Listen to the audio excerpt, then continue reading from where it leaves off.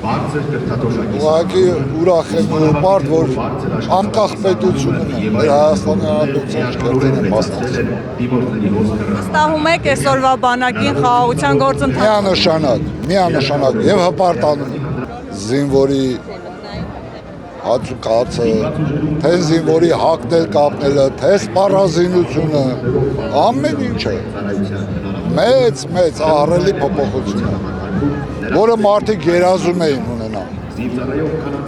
Օրինակ նախկին ղեկավարները, հատկապես երկրորդ նախագահը հայտարարում է իր տարիներին ամենահզոր բանակն ենք ունեցել։ Կիսում եք այդ տեսակետը։ Իրանք հզոր բանակ երբեք չեն ունեցել, պրոստը մենք ունեցել ենք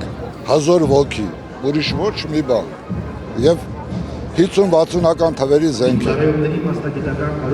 Ինչ մաղթանք ցանկություն ունեք վերջում, ինչ մաղթանք ցանկություն ունեք։ Ցանկություն լինել անկախ, ունել մեր պետականությունը,